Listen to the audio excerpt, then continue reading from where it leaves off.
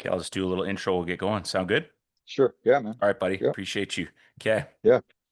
Three, two, one. Ladies and gentlemen, welcome back to a Hoops Journey episode 167. I didn't realize, like, when I shared this gentleman's episode that he was with us, that it had been 5 years. It's kind of weird to think that we've been doing this podcast for that long and that we're at 167, but we appreciate our sponsors, all the support, all our guests. This is a guy who's been through a lot in those 5 years. So we're really looking forward to sort of revisiting where he was and where he is now in his journey. And it's going to be a really unique episode. Going to touch on a lot of things like we talked about. And we do have some really, really great questions from a lot of the people. I have not named names who asked the questions. I'm sure he could figure out that there's a few of the fellas, but also some very good stuff. We have none other than Mr. Kyle Julius with us today. How are you, sir? Oh, I'm good, man. I'm excited to be back. And when we talk about the first time I was on with you, I'd never really even spent that much time in BC, at that Hmm. point. So for your local listeners, I think I can, touch on some commonalities maybe and yeah, talk hoops for the national listeners and stuff. It is what it is, but for the locals here, I think it'll be cool. Yeah. Um, eh, and since that time and your time here, right? You just mentioned offline here, you and the family made it up island, first time to the island, which I think speaks to maybe how busy your life can be at times. Yeah. And and you've got well, your kids aren't, it doesn't it was funny too. I was looking at the picture of the guys, and then I'm like, damn, doesn't that's not what I see now anymore. Like Yeah, they go yeah, from pretty small to pretty big pretty quick, you know? yeah. It's incredible, man. 5 years is amazing, right? When you're talking, from 8 years old or 9 years old to 14 years old, like my oldest, and yeah, being in BC and spending time here, and my wife and I, we love to travel. We try to do one trip a year. We're going away next week, as well. But what I tell people all the time now is, we go to these pretty amazing places around the world, and I tell my wife every time we're away, it's like there's still nothing as beautiful as Vancouver and the greater Vancouver area, or going to the island and up to Tofino like we just did. It's Man, this place is amazing, and to be able to work here and live here and meet the people here has been, in the last 5 years, is well, I've been here 3 years now, so anyways, it's been amazing.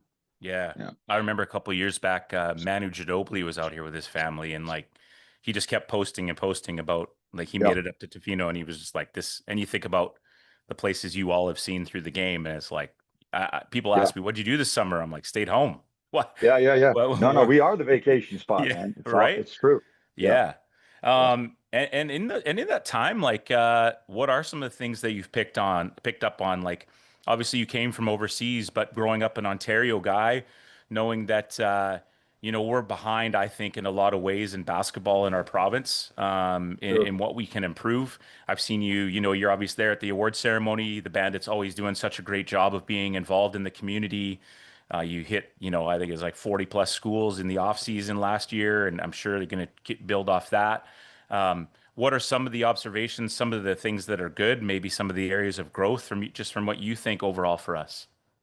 Yeah, so yeah, so we've done 2 years of what we call school visits. So when we created the job for me to be here year round, one of the main initiatives was to get out in the community. And so Dylan, who's done a beyond amazing job, he's the brains behind this whole operation. And when you Mm, see a packed house at LEC and all the ideas that we have in the community and the things that I do, I'm the face. And Dylan's done just a beyond tremendous job building this organization, maintaining it, and improving it. hmm One of our ideas was these school visits, right? So hmm um, we go to a school in the off season and we connect with the coach of that team, in advance, and we set up a plan to go meet with them and work with them. And so actually the first year was around 40 or 50. Last mm, year we did over 75. And damn.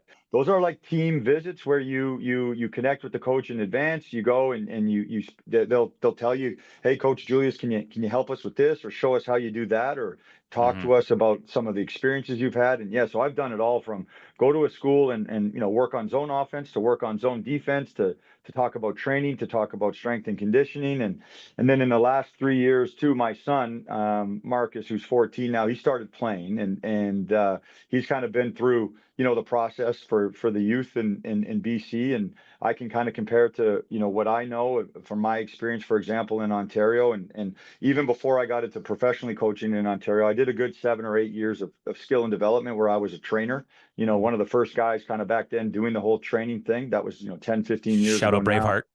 Yeah, exactly. I'm a Braveheart follower on basketball. YouTube, I think still. Yeah, yeah, yeah, yeah. And we did all that. You So guys were I ahead of love, the game on that, man. I think so, man. Like I when, agree. yeah, there was a few people doing the training back then, but only a few versus the thousands now. And Hmm. what we did back then, Aaron, was I just took, kind of what helped me get to the next level. And then I played enough pro and been around enough, high level guys to kind of weed out what worked and what didn't. And yeah, and so working with my son and going through, he did a year of grade 8 basketball here in Langley last year, which was really cool to just go and watch the practices or go and watch their tournaments or their games and kind of compare it to the school visits that I was doing. So now I can say I'm pretty well versed in the youth development model here in BC, and I can answer questions and speak on it. Hmm. As far as the differences between here and Ontario, there's some pretty drastic differences for sure. I think it's circumstantial, but definitely the way kids play the game here is for sure different than in Ontario. And did you have any specific questions you wanted to ask in regards to that, or you want me to just kind of run off what I see? What did you want Well, to? I mean, you tell me if I'm wrong. I think we're pretty fundamental here, right? I think Yep. the run and jump style is not really a thing out west. Yep. And I think like the thing that kind of hurts my heart is I'm just a high school coach, so I just do my time during the season. I don't coach any club or community stuff. That's family Yep. time for me. So I do my thing and work with the kids we have at our school. But Yep. I when I take a step back, I think we've never had more kids playing the game Sure. from grade Yeah. 3 all the way to grade 12, or if they even Yeah. take a prep year. But I watched this quality of the high school game, and I know we have way more schools than we used to, and whatever, we could, go through all the loopholes, but I'm like, are we actually any better? Like, are we Mhm. actually any better on the provincial stage? And unfortunately, I think the answer is no, but Sure. I don't know what your observations are in terms of, and I know you've mentioned at our clinic, which you're going to speak at as well at the end of October, and Yep. everybody should come out and hear you for the third straight year. But just sort of like you mentioned last year, something about seeing a lot of really crappy zone, right? And Yeah. so, yeah, Yeah. yeah, no, Yeah. nothing There's really specific, but just sort of in the back of your mind when you're watching games, what are the things that come to your mind that maybe make your blood boil or make you say, "Oh, that's yeah. not bad." Yeah. Yeah, yeah. I think the first thing, and it's a generalization, but the first thing that I see is, for the most part, we out here, I don't think we play as hard as we could, right? And Mm, that's like that's a generalization. Like if you come to a Bandits practice, I can itemize systematically what it means to play hard, right? Okay. And so what we talk about when it comes to playing hard is what I call energy, effort, and enthusiasm, right? We call it in our culture here with the Bandits, we call it E3. And we score our players every day out of 10 on their E3: energy, effort, and enthusiasm. So energy for us. Okay, and this is an important one. Energy for us is not how hard you play. Energy for us is eye contact. Energy for us is the connection that you're giving off, right? The signals that you're giving off, eye contact, body language. It's really truly your aura, your energy, right? Like I've had guys walk into practice, literally walk into practice, and I can tell it's going to be a bad day immediately. mm, Hood up, sauntering in, not really dapping everybody. And we got our dap rule where you got to dap everybody up, as you come into the facility. And you see, that's immediately energy's low, right? mm, mm, Effort for me is in our culture is more mental than anything, because that's where we think you have to make the greatest effort. It's not hard to have great energy. You just, you have to do it. And it's not hard to even play hard, but it's hard to know time and score. It's hard mm, to know the play call coming out of a timeout. It's hard to know, Do we need a 2 or do we need a 3? It's hard to know, what defense you're in after a timeout, when you're going on offense out of the timeout, and then you're not going to defense, but the coach gave you a defensive call, or vice versa. You've called a timeout. Sorry, they've called a timeout, and you're on defense first possession. So what's our defense, and then what's our offense once we get the ball back? Like all of that stuff, takes tremendous effort, right? So we give a score for 3 out of energy, 3 out of effort, and then enthusiasm to me is how hard you play. Like, are you enthusiastic about the possession? Can I see it in your body? Are you diving on the floor? First we have all that stuff charted, and then if you do something special, you get a score out of 10. You get 1 point for something special, right? And so we've been able to figure out, Aaron, that you can have a high E3 without ever checking in the game, right? The way you carry yourself, you can have energy, effort, and enthusiasm on the bench based on our categories. I've had guys come up to me during the game and change a game, and they never stepped in the game. Coach, why don't we run such and such a play? I think it would work. And I'm like, Mm. man, he's right. Or you hear a guy at the end of the bench calling shot clock, right? Okay. And all of these things are of tremendous value. And when you have coaches that are instilling these things, early at a young age, I think you're going to get kids that play hard, right? And then what I see in Ontario versus here is you'll get kids that play hard. You'll get the kids that you'll get the coaches that are forcing their kids to play hard, and then it becomes more of a, it becomes more common. Whereas here, there's a coolness. There's a significant coolness out here, and I can speak to it because I've seen a bunch of games, club games, high school games that these issues don't differentiate, and one team is significantly better than the other team, and one player is significantly better than the other kids, and he just Mm. relaxes. He just relaxes because he knows he's better, and he's going to score anyways, or he can get a stop anyways, or doesn't have to worry, right? With that Mhm. being said, that's something that's less common in Ontario. If there's a kid who's dominating in Ontario, he'll dominate, and he's being forced to dominate, and he's being held to that standard. He's being held to that E3 by the guys around him.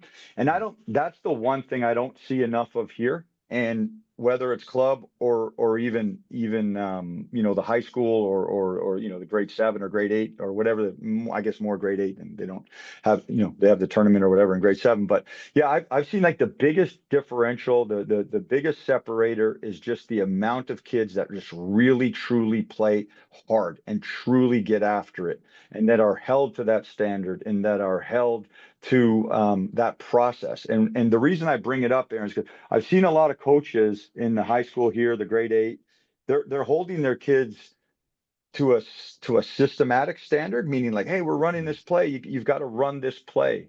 They're prioritizing those things versus the Mm. actual E3. And what's interesting is at our level, we statted it, we charted it, we broke it down, we've done the math on it. There's nothing more important than E3, even at our level. And E3 for us leads to physicality. When you're energetic, when you're enthusiastic, when you're playing with great effort, you're going to be physical. There's no way that I can beat you to a loose ball consistently without being physical. There's no way I Mm. can keep you off the glass without being physical. And the physicality for me is a mindset. The more physical team will always win. Very rarely does the team that was just more finesse, beat a team that's more physical. And I can show you that and chart all our charts and stats on all that stuff that we keep too, and where we've lost games that we shouldn't have because we were less engaged or less physical.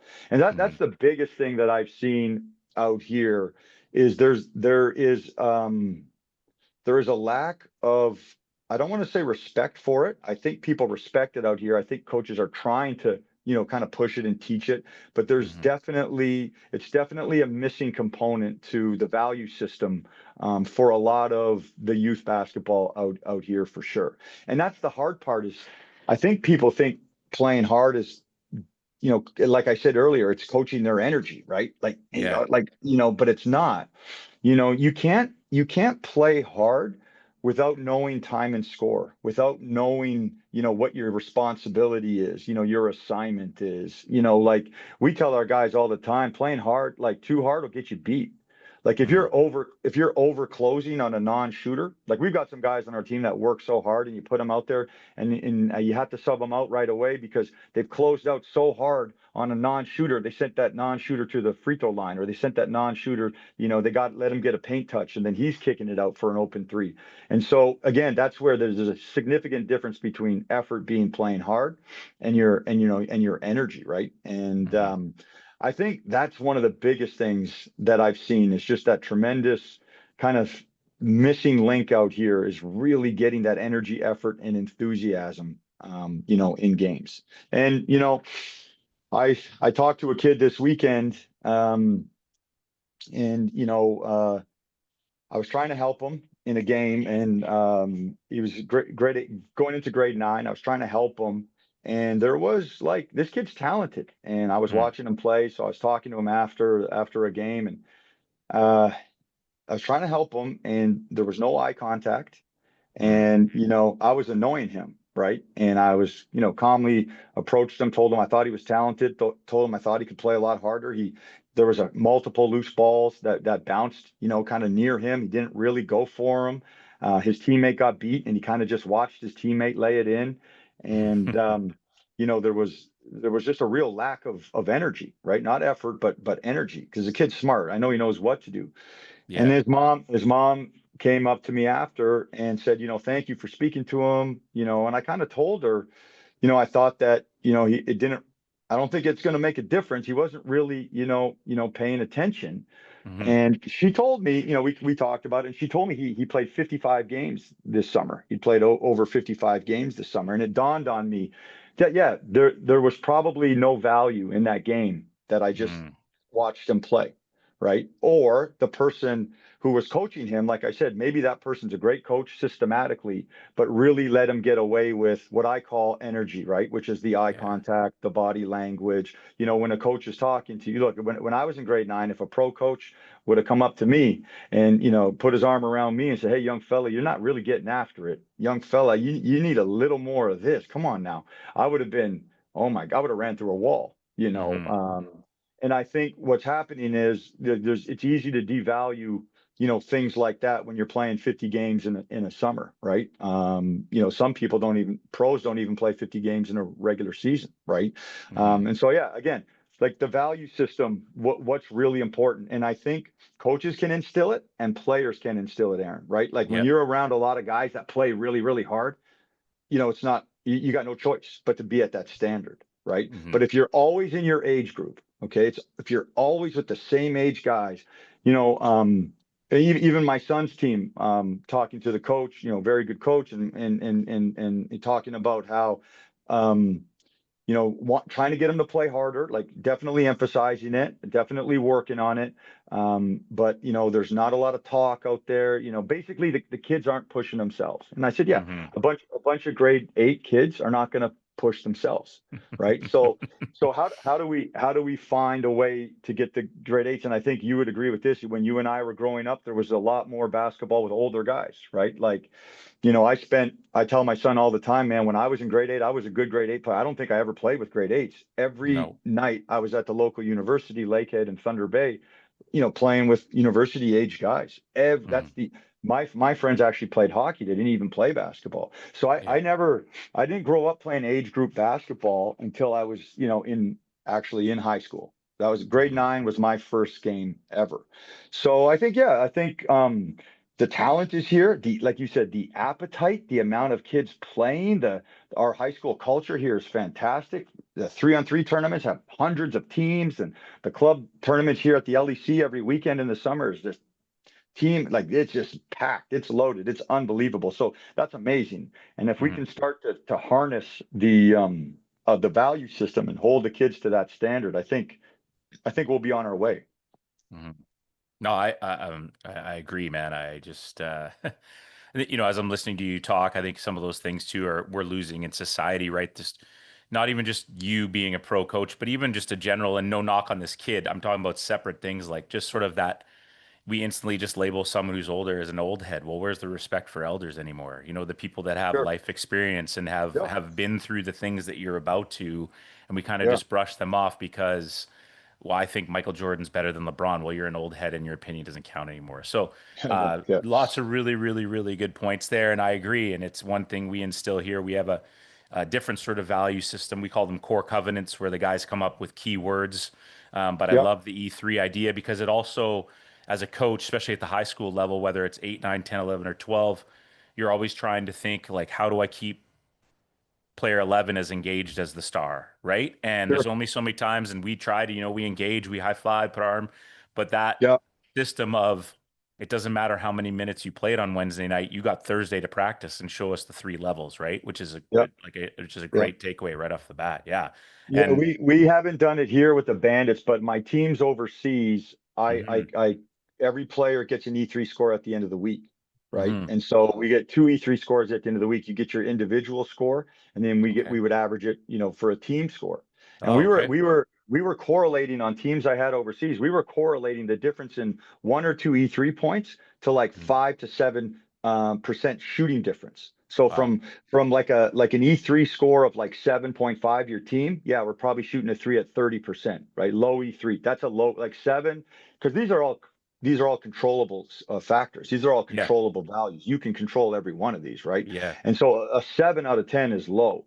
And yeah, we probably shot the three at 30%. But then you've got the E3 scores of 8.9 and 9.2, and then you've got we're shooting a three at 39% as a team now, 40%. And Right. what's the difference in points? That's 11, 12 point differential in a game, right? So now you go Hmm. from losing the game 88-80 to winning that game 92-88, right? And controllable, if we start to really value these things in practice, and we start to really value these things in seventh, eighth, ninth grade, in their club teams, whether it's a high school club or whatever, yeah, you're going to produce better players quicker for Hmm. sure.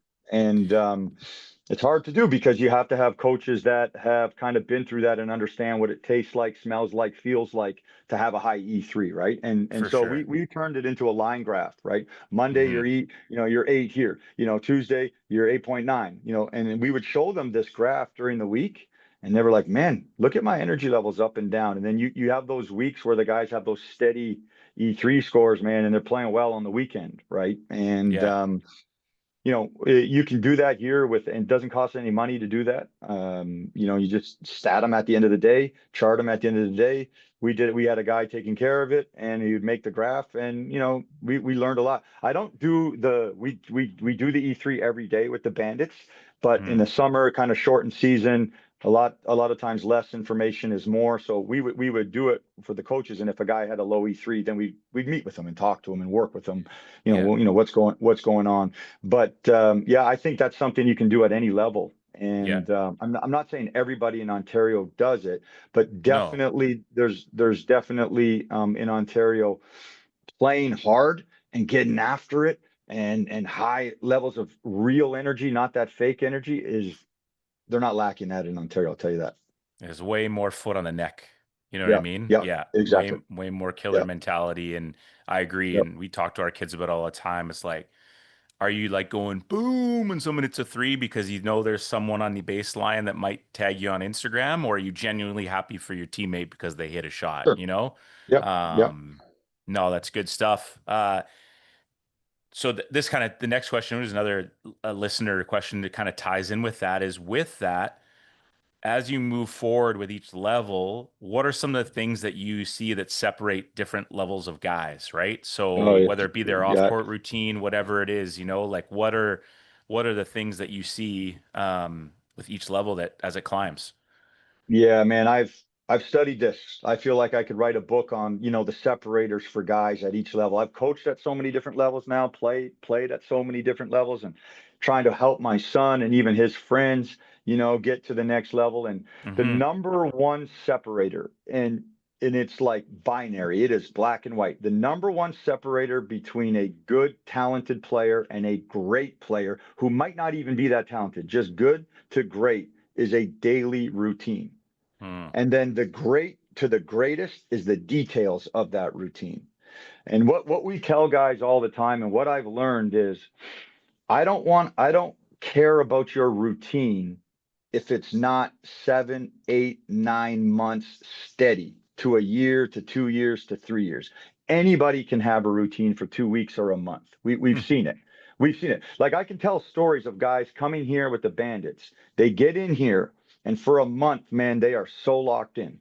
Like they are locked in, and there Yeah. you can see you witness their routine. You're a part of their routine, and then all of a sudden the partying and this distraction and that distraction, just Thinking about starts the to next become contract, like whatever whatever else, the right? case Yeah. may be, Yeah. the off courts, and then all of a sudden, yeah, he came in early 3 times this week, but last time it was seven. Last week Hmm. was 7 days he was in there early working. Hmm. And the trainer will be like, yeah, so and so didn't ask for ice after the last couple practices. He just left quickly. That kind of thing, right? So the main separator is a, having a routine, and ability, and B, the ability to be disciplined enough to have it all the time.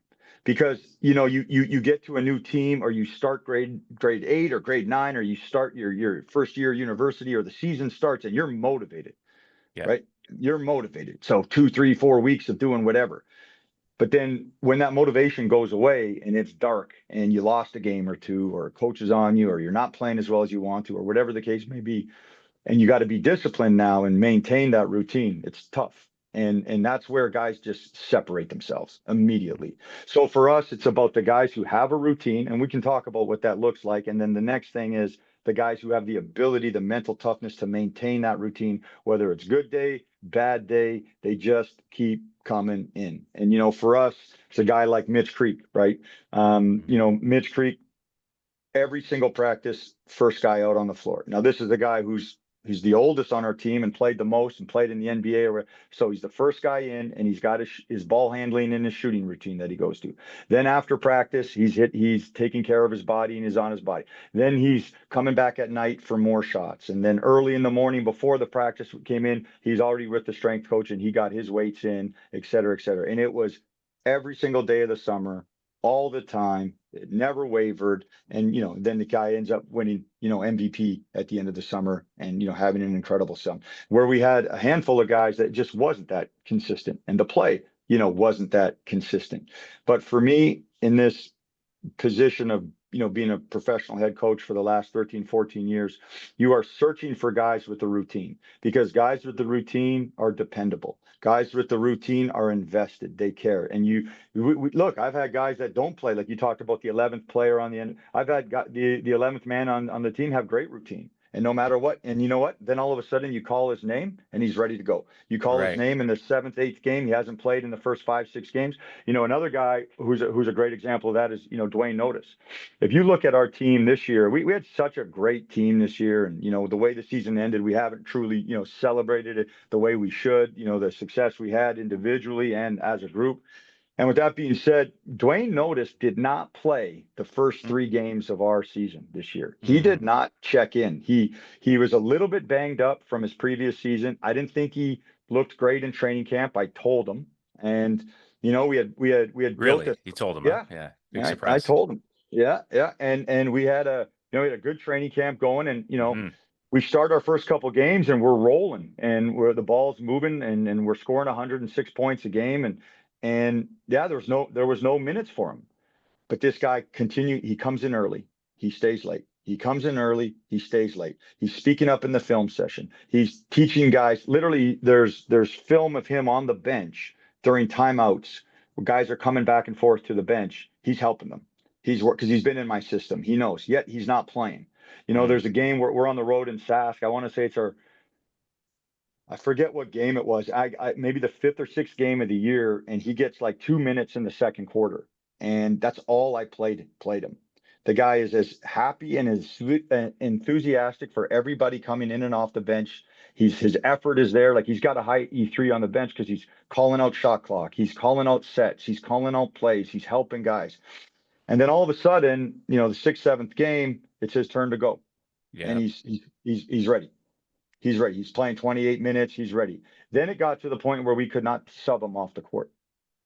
He could, He and was like a and and leading scorer for a couple of games, wasn't he? Or at for a least one, I couple said. games, Yeah. and Yeah. but he's just so solid, like with the game plan, Aaron. Like, you Hmm. just can't take him off. Like, even if he's having the games where he only takes 4 shots, And you know, he's just so solid with the game plan because his effort is so high. He knows the scout. He knows who we're sending to the right, who we're sending to the left, what the pickup point is for guys, how we're closing out on this guy versus how we're closing out on that guy, what we're trying to get on offense. He knows everything. He deals with the Mm. referees. He's a leader, by example.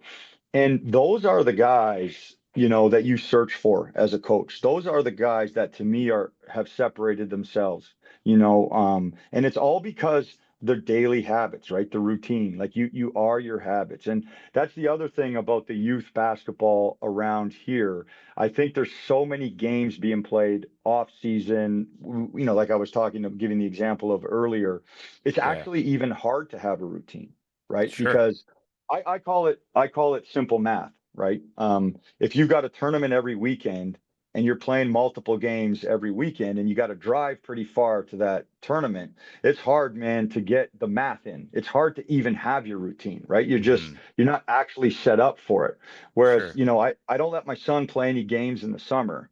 Now he's by no means the best kid, but in the gym right now, you watch, it doesn't look, it's hard to separate him from the kids that played all the games is what I'm saying. And Right. we go, he gets his stretching in at night. He's in the weight room now, shots before, shots after, nutrition, so on and so forth, and trying to build that routine. And I think that's where, once you have the routine and once you've done what I call invest in that process as an individual, meaning you've had to push yourself alone a little bit, then it's easier to have a high E3, right? Because it Hmm. means more to you, right? It's easier to make, eye contact with the coach, and it's easier to have better body language because you're invested. Like you want that. You want to protect your investment. And that's what I'm trying to teach the guys. And we have to work on it at the pro level all the time. We have a lot of talented guys that come in with poor routines, but we've been able to tweak their routines and they leave here now, or teach them a routine,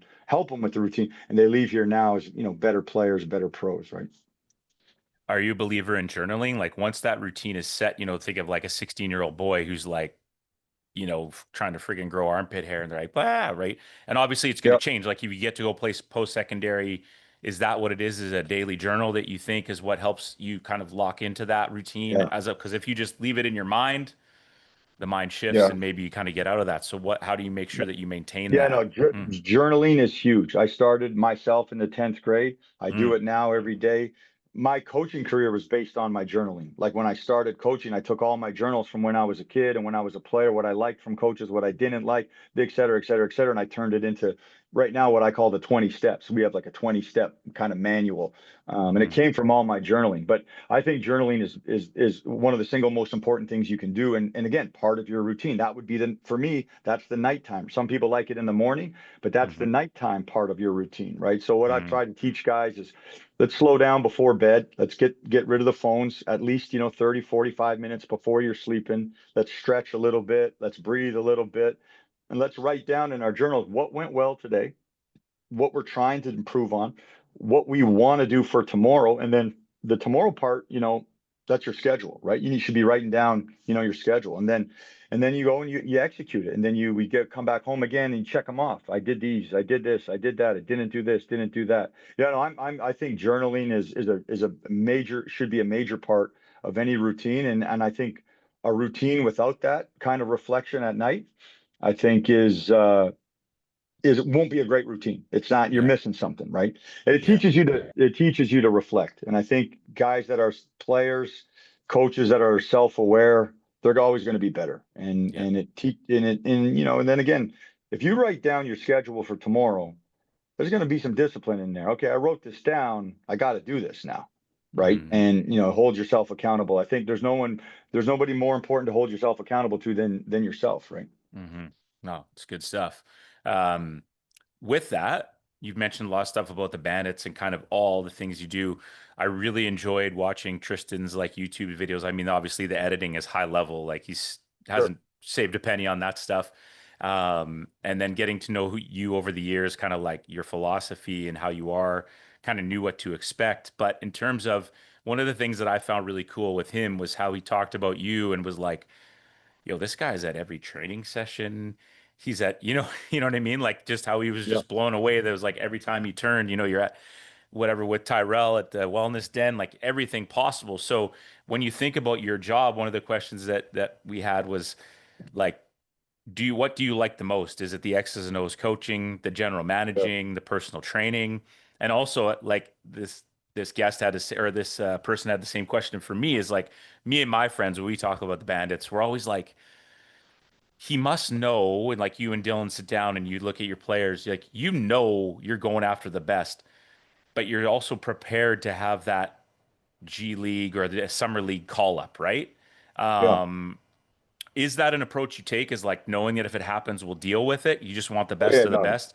So that's Yeah. kind of a two-parted question. Like, which Yeah, yeah, part do you yeah, like the most? And yeah, uh, knowing that there's going to be these rough patches because the CEBL season is so unique in that sense where yeah, guys may come and go. And I guess I'm going to guess it's going to go back to your foundation, but I'll let you talk because yeah. you're the ho No, no, I guest. Yeah. appreciate it. Yeah, yeah. Mhm. So, man, honestly, my favorite thing in this whole business is just the smell of the gym, man. Just walking in the gym. Like I just love is an understatement, man. I just absolutely love being in the gym and I love being around guys that genuinely want to get better. Mhm.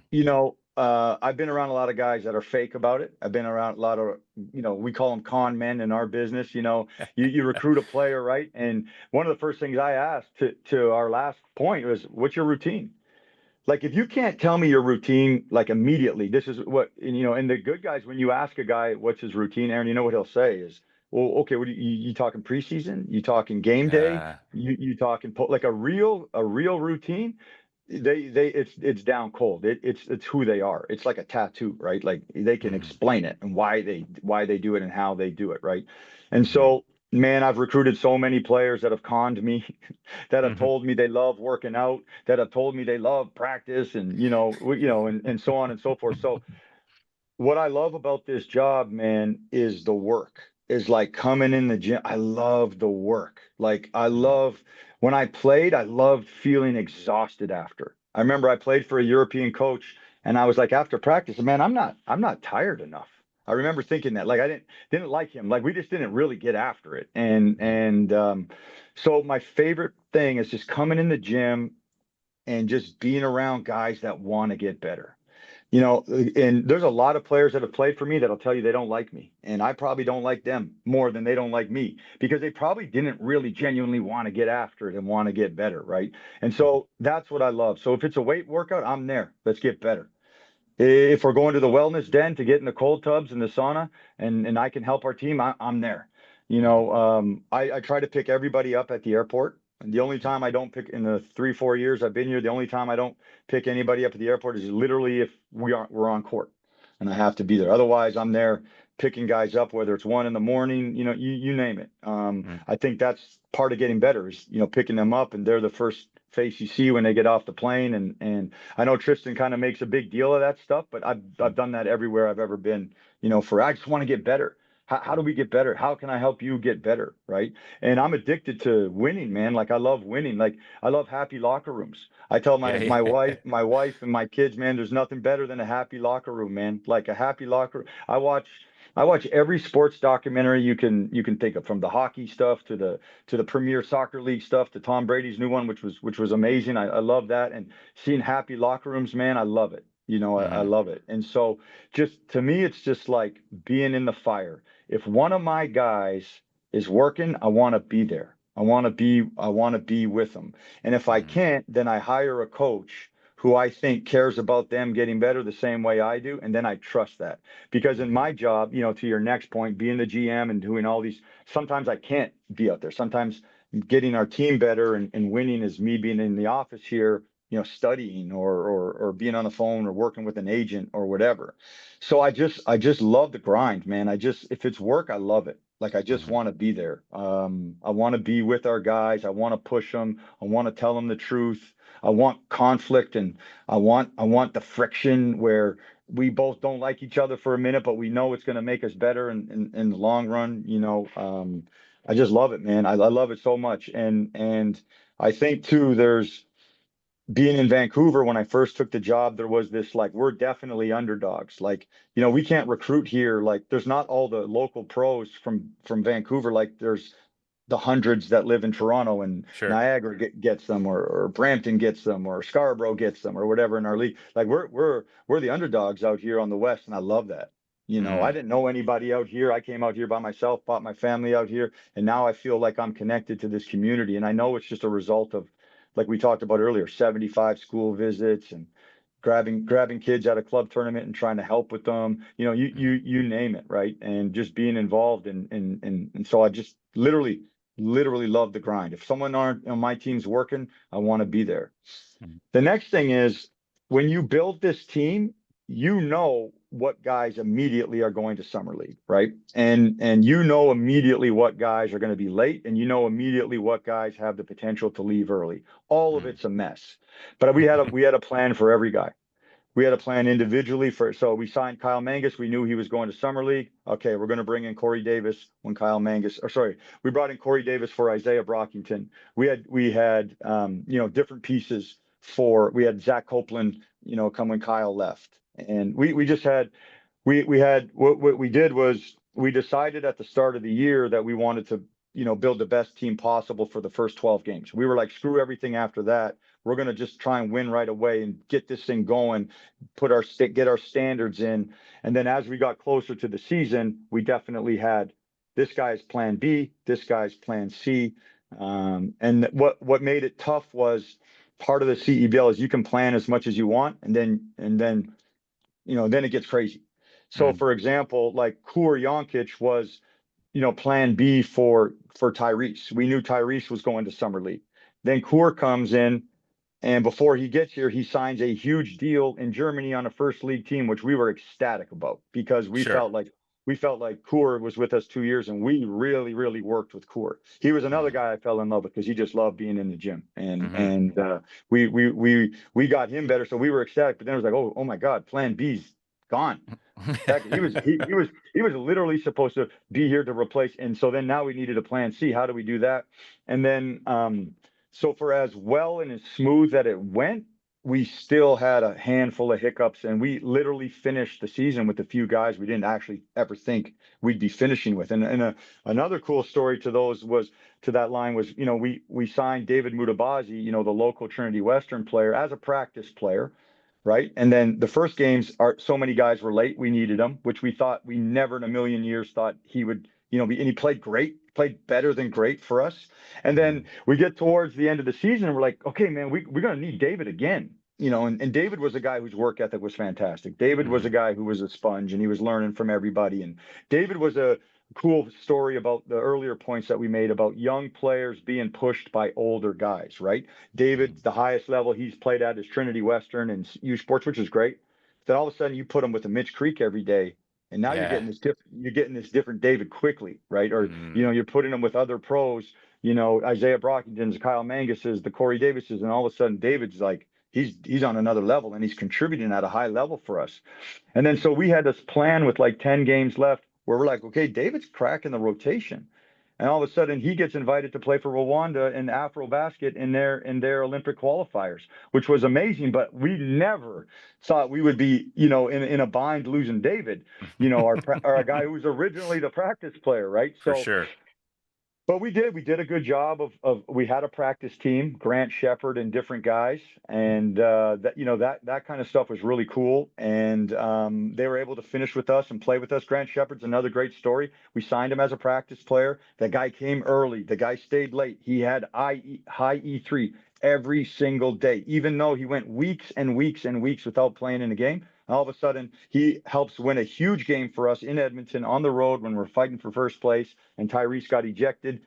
You got all of a sudden Grant Shepard walking in, gets 8, 9 points for us, and helps us close the game. So yeah, Mhm. man, the E3, the planning, the falling in love with the grind, all of that is part of the process for us here. No doubt. Um, I have another question, but just quickly based on your answers there, and I know the listeners want to know a little bit, and you could touch on as much as you want. Just like, how does the Tristan Jass whole thing come around? Is that the Oh mind yeah. of Dylan Kular? Like, what is that? And Um, you got to give Dylan a lot of credit. mhm. And where I kind of Not too contributed to much. the Let's not pump his tires too much. yeah, All no, right. he You deserves know, a lot. He he deserves a does. lot. He does. Where I contribute to the story is I was like, let me bust this kid's ass. Like let me see if this kid can come in and handle my workouts for a week because there's not a lot of guys. Listen, man, I've had a ton of pros quit on me in Hmm. that first week of workouts. A ton, like a ton. And a lot of relationships gone bad because they don't like the grind as much as I do. Just that simple. And that's okay. I think that's what life is all. It's like dating, right? Like you Hmm. meet a girl, right? And you go out for dinner and you realize that her value system is different, right? Yep. And that's what this is. This is a relationship business, and my job is, or my goal is not to build a relationship. My goal is to help you get better and push you, and then we form a bond. And then from the bond comes trust, and from trust comes a relationship. That's how I look at it, and that's how the best coaches that I've ever been around have kind of treated it, and that's my philosophy. So I said, let me bring this YouTube kid in. Dylan has the business foresight and the acumen to kind of mesh it. Let me see if this kid can last a week. And honestly, man, Aaron, this kid came in and he impressed the heck out of me. His E3 in the workouts, and we were doing 2 and 3 a day. I was shocked. I was shocked at his how good his skill set was. I was shocked at how good his what we call like energy per rep, like never died. The motor in the workout just never died. And I gave it to him. I gave him the business. Like if you watch that like first episode, he shows glimpses of what we did, but Hmm. it got dark in there a few times. And he killed it. He killed it. And I think that's kind of why his hamstring kind of popped on him a little bit too. I just don't think his body overall was used to that volume for that long. But he absolutely killed it. And then the next thing he did was like we put him in scoring situations. We put him in, game situations, and he had like good feel. Hmm. His problem was he nothing was routine to him. So pin down action, how to guard it, how to make the reads out of a pin down when you're top locked, or what the big does when you curl. None of that was routine to him, and it was routine to our pros, right? And how to guard a pick and roll. Okay, he switches into pick and roll, and how we execute a scram or a pass off, which is like so common and routine to us, was not to him. And that stuff started to kind of compound. And Hmm. he was struggling with that, not to mention the volume on his body after about 5 or 6 weeks was a lot. But man, what a fabulous human being. His humility, his energy, his work ethic, his connection with the guys. And, he genuinely wanted to help us and help the guys. And I don't know, he was giving us shoes, the players, like everybody was getting shoes, like you name it. He was using his connections for our guys. And he genuinely became, part of the family. And Hmm. I think we were grateful to have him around because it was fun. It was cool too to document it, right? And I said too, like, when Dylan and I were discussing it, I'm like, I'd love for everybody to see how hard we work here. I'd love for Yeah. everybody to see what we put into it. And if Yeah. someone's going to document that Nothing to kind of hide. for us, right? Yeah, if someone's going to Yeah. document that for us and it's going to help the Bandits, then and we get to help him, and again, you got to remember, like I didn't think it was going to last more than a week. Sure. I just didn't, Yeah. and so everything that you see there was pretty organic and pretty authentic. Yeah. And weeks later he's streaming with Kyrie Irving and that blows up. Like you just it's a funny world. It's the world we live in, right? And you talked about dealing with the business side. One thing I thought was super dope too was just he seemed genuinely really happy to be there. Like he flew his grandparents in for the game or whatever. Like, it was Yeah, like, yeah, and then he just goes and like knocks all these shots down, which like for sure. You gotta the give him story credit. could have turned. Yeah, I mean, if he goes 0 for Yeah, 8, everyone's like, yeah. but it is No, for like he sure. starts whapping him, and you're like, yeah, you're playing against UFV or whatever, but he's still making them, you know? No, no, for sure, for sure. And with the pressure that was kind of on him and everybody there to watch him and stuff, you gotta tip your hat to him. The one thing that I think isn't portrayed enough or talked about enough in the even in the episodes and stuff is this was genuinely his dream. It's not like, oh, I want to go document, 6 weeks with this pro team.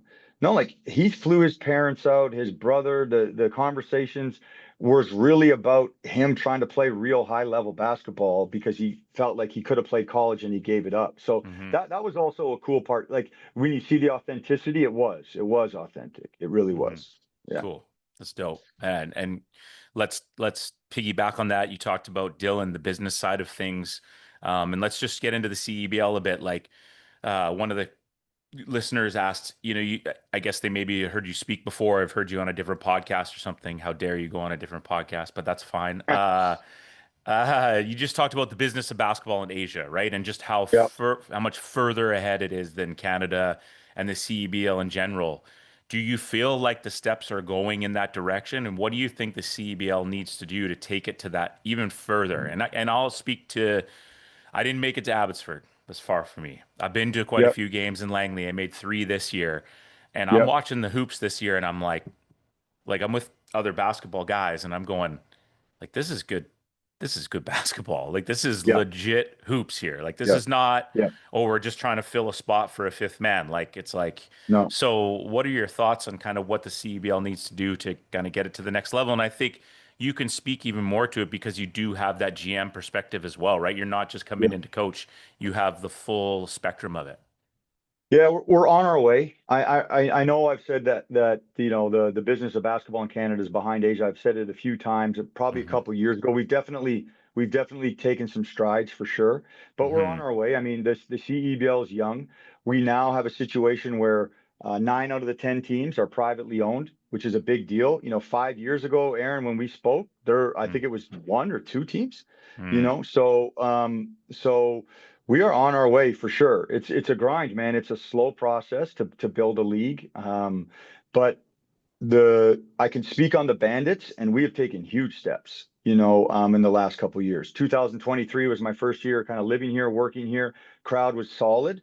No real connection, solid crowd. 2024, great connection, better crowd. 2025, it was popping in there, man. It was It really jumping. was. It was, man, and I felt the connection, like I felt it, like the eye contact with fans, coming and going, and doing the autographs. And now I'm in Costco, oh, the Bandits coach, or I'm out here, the Bandits coach, or I'm at the gym, the Bandits coach. And no one cares about the coach. It's the players that are really getting that, right? And so Hmm. the we're growing, man. We're growing. We need more kind of league sponsorship for sure, and I know the league office is working on that. We need some airline deals and airline Hmm. sponsorships. Like I know when I was working in Asia, we had big time airline sponsorships, and that made it, that made it put a huge dent in your expenses, right? For sure. As an organization, we need more TV stuff. One of the things that I said we don't have in the CEBL, which would be cool, it would be really cool, is that third party kind of entity covering our games, right? Like that talk show. You log into ESPN and you listen to First Take in the morning, and they're talking the NFL or the NBA or the NHL, and it's a third party, and they're giving their perspectives, and they're creating the hype, and they're creating their own little rivalries, and so on and so forth. We don't have that yet. Like the only people right now that really speak on the CEBL are like they work for the CEBL, right? Right. And so I think like it's growing though. Like Yep. especially here in Vancouver. After our last game was, we lost and it was controversial, and we had a bunch of different people do their own kind of recount of the game, which is cool because we need the publicity, and the league Hmm. needs it, and people want it. And so I think we're getting there. It's still behind for sure, man, but Hmm. we're growing. I'm optimistic, like about the Vancouver Bandits, and the way we care about our fans, and the way we have our fans back and they have ours. Everybody so upset after that last game was amazing. For me, Hmm. it was the worst thing I'd ever experienced in basketball, the most painful thing I'd ever been through in basketball for sure, losing, your season that way, especially when you had such a great year, and so we had such a great group of guys and coaching staff and stuff. Hmm. But man, the fan support, the calls that I took, for a week after was incredible. And that tells me, we're growing, and we're on our way for sure. Yeah. CBL needs someone to talk about the CBL. I know a guy, just saying, Let's do it, looking man. looking for Let's work. do it. Well, you can Um, start. Yeah, yeah, but it needs to be that third party, right? That's for not sure. connected, right? That can really touch base with the streets, man, and Yeah. and really get to those hardcore fans and get those hardcore opinions out, the conflict, right? We want conflict in practice and we want conflict in our locker room so that we can resolve it in the friction and get through it. I think, Yeah. leagues and businesses need that too, right? Yeah. You bring up a good point. I have multiple group chats after the game, and talking about it. And, we're all Yep. pissed off and kind of like, Hmm. what the heck is that? And then you see like Mitch had an interesting post kind of breaking down exactly like what your guys' idea was with Dwayne fouling in the corner, stuff like that. And then kind of in one of the chats, I said, well, shit, man. CBL's legit now. There's some controversy, like it. Yeah, So, for as, sure. as heartbreaking and People disappointing it was, care. it did spike. Yep. Yeah. And what is it? Yep. It's Joe Boy Media or whatever. I saw a clip. They were talking about it. So Yep. let's go back to Yep. that, man. Let's talk a little Yep. bit about that. Just such a disappointing end to the season. Just a shocking, crazy, interesting way for a game to go down. Like the time that you've had.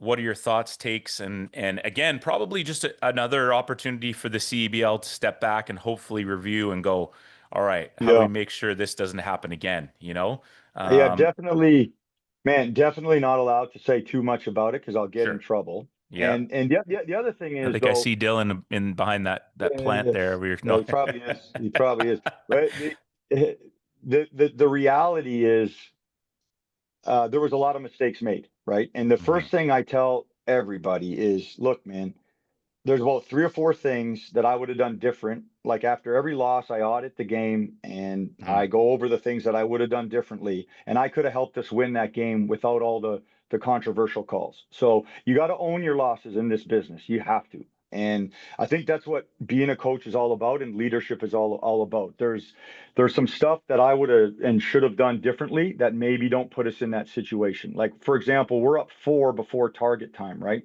And I'm Hmm. trying to get our guys to foul to initiate target time. But two of the guys on the court have 4 fouls. So that's really, and those two was Zach Copeland and Mitch Creek. So we definitely need them for target time. We don't Hmm. want them fouling out. So that was tricky. We gave up an open three. Kid hits a three right before target. So instead of going up 4, now you go up 1. Right. So I definitely should have managed that a little bit better. Wanted to manage it a little bit better. And inevitably we only lost by 2. So maybe that play right there costed us the game. Right. And you have to, as a coach, man, you got to take the emotion out and you got to audit and look in the mirror and so that's the first thing. I could have been better for us. When it comes to the controversial calls, the biggest thing that I tell people is the whole thing. We talked to the refs about we were trying to foul. We told them what we were going to do, and what made that so messy was they acknowledged it and they're like, yeah, just don't make it excessive. So everyone is saying, oh, Dwayne was only tapping him. Well, that's what we talked about with the Right. officials, Right. right? Like we could have tackled them if you wanted us to, right? And so that part was difficult. But if you watch the play, we fouled on the catch before it got to that part. We fouled the Yes. kid on the catch. And so what's happened now is they don't want to end games on marginal fouls. So I think I feel for the referees. There's this huge they're nervous in target time. They're going Sure. through it. Like if I Like, call this, please it don't goes be close. Please don't be close. right. And so what happened, what I tell people all the time, my anger and my frustration doesn't come from the calls being overturned. It comes from the fact that if we're not supposed to be calling marginal fouls to end the game, you called 3 marginal fouls in a row, and 2 of them we had layups. Hmm. So if they weren't fouls, then we had layups. Hmm. And for me, that's tough to process, right? So we all got to go back. We all got to look in the mirror. I could have probably saved us the game before, and then everybody's got to look in the mirror. And my experience in this business is the best leaders I've been around, they own their mistakes, or not necessarily a mistake, they own the truth. Hmm. Yep, Hmm. this we put the rule in. This is what's supposed to happen. It happened. Let's move on. Well, whatever. But I think for us as an organization, not getting any answers was tough. But after about 5 days, coaches got together, everybody got together, and hey, man, it's over. It's over. And you know what? We're all angry. We're all Mm, pissed off. We all want to run it back tomorrow. I wanted to play again that night. All the guys were still in the group chat, like, hey man, we still want to like feels like we didn't lose. It feels like we're still in this fight. And so that's mm, where we are right now as an organization and as a team. The league is the league. The Vancouver Bandits are the Vancouver Bandits, and we're pissed off, and mm. we're hungry, and you can't break us, and we're ready to rock. That's where we Yeah. are now with that. Yeah. Yeah. And it is one of those things. It's pro hoops. It's, you know, I love the video the next day, but just sort of that philosophy of next season up, time to fill So the roster, who's back we in, can't cry, who's man. yeah. We can't cry about it. You Hmm. take your losses on the chin. Real leaders stand up, right? We're leading a community. We're grinding here, and yeah, it is what it is. Next rep, Hmm. next play. Next man up, next possession. Could we maybe get the shot clock halfway though after one of the calls is reversed back? Not Yeah. just keep it like Well, that's the thing though. that's Like maybe tough. this maybe yeah no that was crazy because what happens is right. It's like they're in the penalty, but because they can foul and get away with it, now they're not in the penalty. And Right. one of our game plans, because we know that team was um partial to fouls and what I mean by part, like they were susceptible to losing their cool, put it that Hmm. way. Okay. Hmm. And one of them, we had four keys to winning that game. We did two of the four. And then our experience in the CEBL is if you get two of the four, you're going to win. And we got two of the four. And one of the four was to put them in foul trouble and go into target with them in the penalty. And we did that. And then Hmm. every time they fouled and got it returned or rescinded, now we're on a side out or we're on an end out with 7 seconds or 1 second or There's whatever the yeah, case may Mitch had to be. toss it up. Yeah. And that's crazy, right? With a Yeah. no reset. So yeah, maybe the league learns from it, right? And we all Yeah. get better from it. Yeah. Yeah, no doubt. Good stuff. Thanks for clearing the air. I think a lot of people have kind of been waiting for just to hear your Yep. thoughts and opinions that aren't directly connected to you. And I think you said it well. And I love the fact, the personal reflection. And, that was like me too. I was pissed and I was like looking later and I'm like, well, they did miss an open three. Like there were some Yeah, chances, we had right? shots. And No, no, and we like you we, we say, had shots, man. And hmm even still, like Tyrese got his fifth foul. I didn't challenge it. He told me not to challenge it. But mm, shoot, man, a lot of fouls were getting called back. Maybe I should have. right? So you learn a lot, man. You learn a lot. Yep. You got to take your losses on the chin. You got to look in the mirror, man. Yep. Yeah, Couple sleepless nights, no doubt. for Um, sure. we do have a few kind of like more fun ones for you here, but Let's so do it. now where you're at here, just kind of one sort of wrap up CEBL Bandit stuff. What's your day to day look like for you now? Obviously, guys are going off. Yep. So you talked about that smell of the gym and being part of it. Yep. What's your shift every day, and how do you keep that rolling for Yeah. yourself? Yeah, That's the part that's tough. I don't get that for a long time. Like your normal off must be season hard for you, intent. right? Knowing what It you're is. It like. is. Yeah. No, it is, man. It is. It's been difficult for me, but I've actually I've told people the last 2 years I've read a lot more books than I've ever read before in this Mm, time, which has been interesting. I've watched more practices from other people. I got myself into better shape personally, like just a mm, bunch of stuff that I think has actually contributed to being a better basketball coach. So I'm just trying to sure. maximize the time, more time with my kids. My wife and I have moved our regular summer trip to. We're going to go away next week for a little bit, stuff like that. So but I do all the school visits and I get, I scratch that itch a little bit. I get to go into some practices and help there. We want to start doing like a bit of a coaching kind of certification, Mm, help like all yes, the stuff that please. all the stuff that I'm talking about, Aaron, Dylan and I and the Bandits, we want to put it together in a bit of a program for coaches to sign up for and work in and mentorship and stuff like that. So that's in development stages, but I want to be able to implement that like late September, early October, I think. Hmm. And there's some great coaches around, the McNeils and people that I love working with in Hmm. BC, and we'll get them involved or try to get them involved. So yeah, so lots of ideas to still find a way to kind of be in the gym and then myself personally, develop and get better. Yeah. I love that because it goes back to what you're talking about earlier of that like the hard work, shake the hand, look people in the eye. And we've got so many great young coaches, but if those coaches didn't come from a program or someone who had those Yeah. expectations for them, how do we Yeah. expect them to know to carry that on? right? And Exactly. that mentorship piece is so huge. And at our school, we've been very fortunate, but we've made a real approach of finding some community grads and that know the program, that have played for it and know the expectation. And we have like five, six guys that aren't teachers that just Yep. know this is the standard and this is what we do. These are the non-negotiables. And Yep. so you've got these great young coaches in our province that are willing to do it, but maybe they didn't have the same experience as me and you. They didn't have that hard-nosed Exactly. coach or whatever. And I think that's a Yep. fantastic idea. And I know Dylan, and talking with Dylan when you were at our school, working with our guys, Dylan and I were chatting about all the stuff that he's got in his mind. So I know he's got a big Yeah. dartboard of stuff, which is great, man. And the Bandits do Yeah. such a good job with that. Yeah, yeah, It's awesome. we take pride in it for sure, and it's been one of the most rewarding experiences for me in this whole basketball journey. Because, like, when you work a 10-month season somewhere, Hmm. you're 2 months off in the summer. You're not out in the community every day, building somebody's team or somebody's team brand. You're just not doing that, right? Yeah. You're looking for your next job, or you're at home, on vacation, and Hmm. this is like almost 6 to 8 months of the opportunity to do that in the community here, Hmm. and it's awesome. It's been awesome. Yeah. No, it's good. And like you say, I think it builds that camaraderie. It makes people go, Langley's 30 minutes. But look at they came to our Yeah, school. Like, sure. now Dwayne noticed these guys are tangible. You're tangible to Yep, them. Like they can reach out and see you. So it's all makes sense. It's so well yep, done. yep. Okay, so give us an idea, man. Who was KJ's favorite player growing up, and who did you model your Yeah. game after? It changed as I remember, like, as I got older, for Yep. a while, I loved Allen Iverson. I mean, I'm a Jordan guy. I was always a Jordan guy. Michael Jordan, when I first picked up a ball in the mid 80s, Yep. as a young kid, it was Jordan. It was Jordan everything. Hmm. Obviously no social media, and obviously growing up in Canada, the NBA was on what, twice a week at the most, once a Pretty week, lucky. Saturday, Sunday, if you're Yep. lucky, right?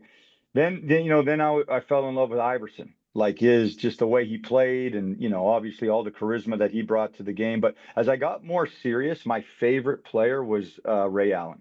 He was like, Yes. when I was at my peak, I was a shooter, and I remember hearing stories about his routine, right? And back, like, now you can go on YouTube and you can see what Tyler Hero is doing every single day. You can see what Mitch Creek is doing every single day. You can see Tristan Jazz, you know, I spent a month with a pro team. I mean, when you and I were in high school, it was only, literally word of mouth from people. And I Yep. remember, I don't know, at some point hearing this Ray Allen, routine story, what he did, and I thought it really resonated with me, because as I grew up, I had my own routine. I had my pre-practice, pre-game morning. Like, I used to go to school in the morning. I told my son I go to school in the morning in high school, and if the gym was unlocked, I'd shoot, and I did a form workout in the morning. Like, I just, 100 makes. That's all I had time for. And if it was locked, I would ball handle in the hallway. Mm. That was my morning work every single day before school. I got dropped off. Lunchtime, we played. After school, before practice, I did A, B, C, and D, and then I would go to my dad's practice at night. That was like Hmm. my day in high school, until I got older and could drive myself around and kind of build my own, routine. But yeah, like hearing about Ray Allen and his routine, and how, he'd go 0 for 6 one night, trust his routine, get back to the routine, and then go 7 for 8 the next night. I thought that was me being a shooter. I thought that was amazing. And Hmm. yeah, so he was kind of my favorite player. Anybody like that, I always kind of, gravitated to, and kind of resonated with. I think too with Ray, he gets associated kind of later in his career because that's when he had those championship years. But Milwaukee Bucks, Seattle Yeah. Sonics, Ray Allen. Yeah, Woo! yeah. UConn. I remember like seeing him at Oh, UConn on like a Saturday afternoon, that those 1 foot dunks down the lane. And then right? he was like, for Those me, calves, like, man. His calves are like yeah, yeah, friggin' it's two just, tennis balls, dude. yeah. Him coming off screens, like inside foot, 1-2 plant, like full speed. Hmm. I remember being in high school, um, or sorry, in university, watching him, I remember that. It was, yeah, those types of players, those skill guys, Yeah, shooters that worked hard. Yeah, I loved it. love Yeah. it. Okay, so you talked about like you love a happy locker room, you love certain things about the locker room. Um, how about the garbage can? Oh Where yeah. did where did the dive into the Okay. garbage can, like a broken garbage can? Where did that where did that start? So I'm always that. I'm energetic, right? I wear my heart on my sleeve, and Yeah. I'm that kind of guy. But um, 2023, we were bad. We were a bad team, and I think it's important that people know, you know, coaches, players, you have your down times, you have your down seasons, right? And 2023, we built it. We had all the bad luck here. We built a really good team that was talented, but did not mesh well together as Mm. individuals. And then we had some serious injuries to the main guys. And what happened that year was not what happened this year. So we didn't have great plan B's, C's, and D's. In fact, 2023 was kind of the brainchild for us to be way better. It was kind of the foundation for us to be way more prepared for 24 and 25, which we won all these awards and had a lot of success, right? Because we didn't do those, we didn't cross those, check off those boxes in 23. So, anyways, we suck in 23. We're terrible. We lost a bunch of games in a row.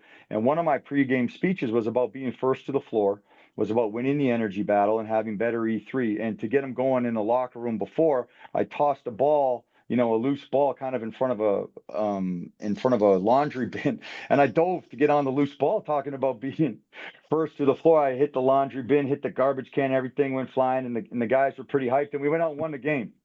We went out and won the game. So we saved the garbage can for special occasions. I know Mhm. some the guys have wanted it a few times, but on those wins where I feel like they were garbage can wins, trash can wins where we really grinded, gutted it, stayed the course, did something special. I feel like that deserves a launch into the trash can. And we've had some in the last 2 years here. We've had some very special days, some very happy locker rooms, and some messed up garbage cans for sure. Awesome. Just not a two hand in the chest from Kura, right? No, man, that still hurts a year and a half later.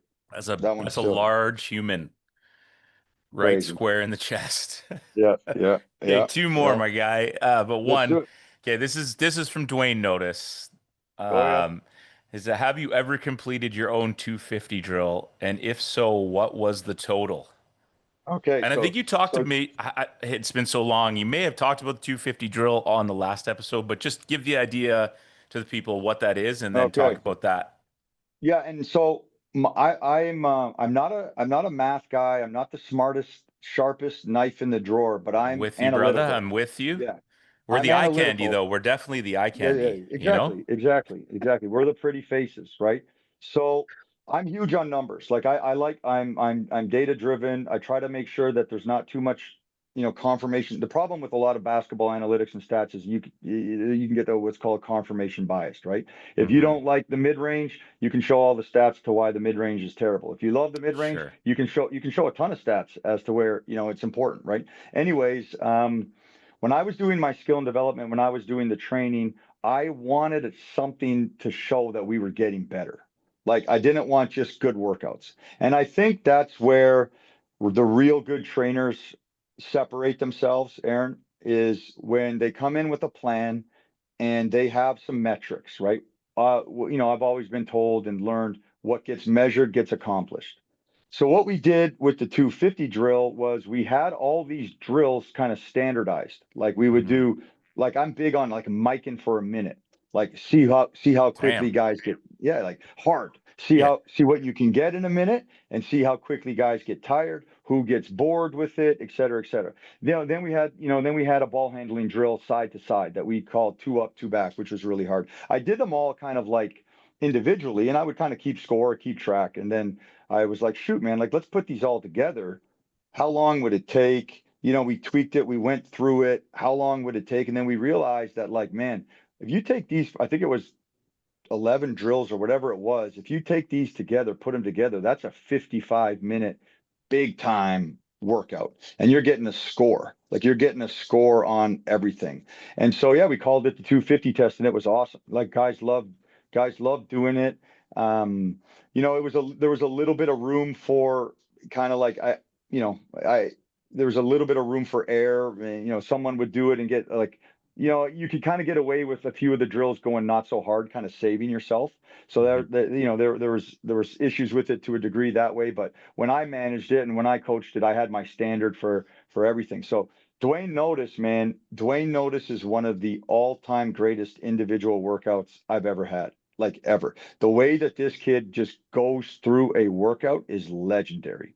Like his effort for per rep, his attention to detail, just how much E3 he brings is incredible. And he was one of the guys back when he was at University of South Carolina, absolutely destroyed the 250 test. He got up in the high 220s, which was like crazy. Another guy named Cassius Robertson, who's from Toronto, who played at Missouri. He killed it. Kevin Pangos, he killed it. And yeah, it was a really cool standardized workout that I did with all the guys that we were training. Now, I never did it myself because I was like kind of done when we implemented it. But all of Mhm. those individual drills were individual drills that I did as a player growing up. So I was Right. like, I'd gone through them and I had done them. But yeah, Dwayne's funny for asking that. But Dwayne, man, Dwayne is one of my favorites, and Dwayne is a legend in that drill. From when he used to go through it, man. Yeah. Such a solid guy. Messaged him on the side. We've talked about our own podcast. Just seems like such an just a great Cool. overall human being. Every game I've ever been to, comes over, daps me up, says what's up. Yeah. So it's Yeah. really, really just a Yes. solid dude.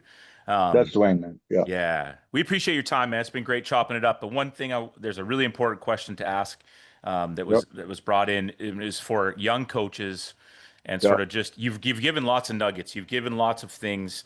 Yeah. And one thing, a lot of people that are coaching at a high level, we just had Coach Manny on our previous episode, talked about getting your touches, right? Like as a player, you need your reps. But as a Yeah. coach, you need your reps. So you need to coach Yeah. grade 9 if you want to be the varsity coach, like as much as you can. Yep. But when you think about your whole scope and sequence of things that you've been through, what are some pieces of advice or a main piece of advice you would give someone who's striving to get to the next level, knowing that maybe like in Canada it's pretty difficult to become like a youth sport coach and you're probably not getting paid that or whatever it Yeah. is you want to do, but it's next level. Like, what are some Yeah. thoughts that you would have before we let you go and on your way, man? Yeah. I think it's probably the most important question, because I think our coaches are what, they're going to drive the players. They're going to drive the development in BC, right? Hmm. Especially with the youth. So the biggest thing that I tell there's three components to this process to becoming what I would say is a good coach or a coach that can move the needle for a kid individually, right? And I agree with the reps conversation. Like I agree with that. But way before you get lots of reps or you want lots of reps, you need to kind of know what your value system is. Like, what is really important to you as a coach. And, a lot of people will argue and they'll say, well, you need the reps to learn that. And that's a good argument as well. Like, you got to go through the process to really see what you value. And I've had seasons change me. I've had teams change me, to a degree. But, what I've always valued, like the E3, the routines, the players that invest, like, what I've always valued from the approach to the game standpoint, meaning like, what am I going to hold my players accountable to? I think that's the key to this whole thing is like, really what is your true value system? Then from there, your identity as a coach, like how do you want to play? What do you believe in? So if you're getting reps as an assistant coach for a guy who you don't really see eye to eye with on that philosophy, you don't really believe in that philosophy, I don't know how great those reps are going to be for you. If you're just kind of coming there and you're just, 9 to 5 in it, just checking in and checking out, clocking in and clocking out, you're probably still learning. You're probably still learning what maybe you don't want to do, which there's value in that too. But the first thing for me is what is your true value system? What do you want to hold guys accountable to? And then what is your identity? How do you want to play? What do you think is the most important thing? And I think from there, now you're authentic, right? And now you're on your way and you can have conversations with coaches and you can find the opportunities where you do want to get those reps and then execute in those reps. So even if it's a head coach of a grade 8 team or it's an assistant at a U Sports team, you've got to know your identity before you get started, right? And then to me it's the reps. Number two is the reps. Like you've got to do it. How do you want to handle yourself in these situations? Okay, I've never been in this situation. All right, maybe that wasn't the right way to handle it. Maybe this is, right? So your identity, your value system, your reps, and then lastly, preparation. Okay. And I think this trumps everything because if you have a true value system, then your preparation will become more natural, more authentic, and it'll become more important. So what I mean by that is, man, I've seen the club coaches with no practice plan, with no idea, with no value system, with no accountability. I've also seen the high school coaches with the same. So I don't do the whole thing, Aaron, like the club or the high school. If you are coaching, you got to have a plan and you've got to be prepared. What are we doing? How are we doing it? When are we doing it? And then, most importantly, to the youth, why are we doing it this way? Then you get home at night, right? And how did practice go today? What went well? What didn't go well? What am I tweaking? And one of the lines I always put in my journal at night is, who needs the truth tomorrow? Mm. Who needs the truth tomorrow, right? Because the truth is the most powerful thing in this whole process, right? And so those three things for me is my advice to any young coach, anybody coaching. If you have those three things and you are constantly preparing at a high level, I believe that the preparation we did this year really separated us in the league. Like 9-5, we were number one offense the whole year. We were number one defense until the last game. We were just by like half a point number two defense in the league. Last year we were the one and number one offense and number one defense. But we had a coaching staff that prepared, man. Like the hours that we put into practice, the hours that we put into evaluating a practice, videotaped every single practice, studied every single practice. Our scouting department was elite. Rands and Louis and Matt and the work that they put in, our skill development guys, the preparation that everybody put in to every single practice and game, I believe was the heart and soul to our success this year. So those three things, man, you've got to have a plan, you've got to be yourself, and then you've got to work on it, right? Those are the reps. Sheesh. What a way to end it, man. Church on a Thursday, my guy. There you Fantastic go. stuff. Yeah, Uh, man. Selfishly, this is so fun thinking about the process of the podcast that we're 5 years and we're still coming back here chatting it Yeah, up let's with talk like, about that real quick, man. yeah. What, 167? That's Yes, a big sir. deal, man. I try to listen to as many as I can. It's Hmm. been for me like, and again, being a BC guy now and being here and trying to grow the game, and what you're doing is truly growing the game, right? Hmm. And there's probably a lot of coaches that I would never get to meet that can kind of hear this stuff. And again, when I was growing up, before I was coaching, like when I first did my first job, there was no podcast to listen to.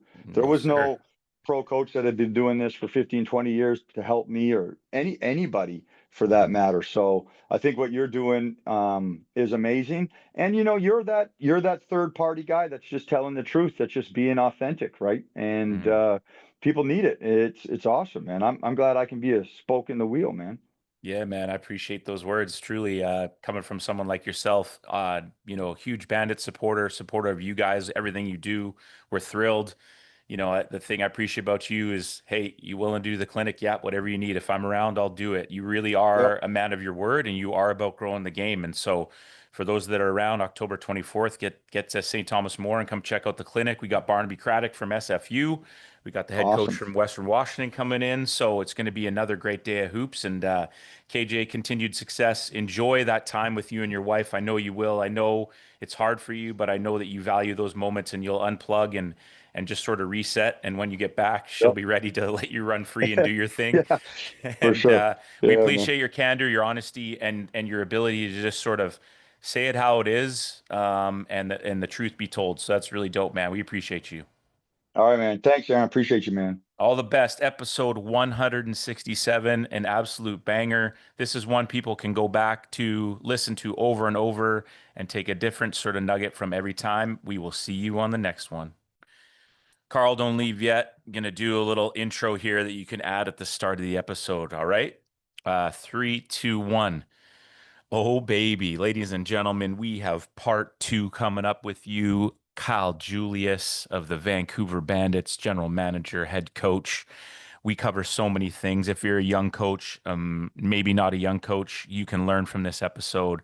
If you're someone who's thinking about getting to the next level, coaching wise or skill wise, this episode is for you. If you want to hear his thoughts about how the season ended, how the CEBL can continue to grow, and how it's such a great league and that they're getting there, this is the episode for you. You do not want to miss Kyle's thoughts, opinions. They're fantastic. And there's so many great takeaways on this one. It's an absolute banger. What a fun time to go back 5 years is the episode we first had him on. And then we get to have round two. We're still rolling, baby. 167 deep. We know you're still with us. Tell a friend to tell a friend. As usual, thank you to our sponsors, PGC Basketball, Parkside Brewery, Mountain West Roofing, and all of you out there that's tapping in, downloading this episode. We appreciate you so, so much. And let's get to our episode with none other than Mr. Kyle Julius.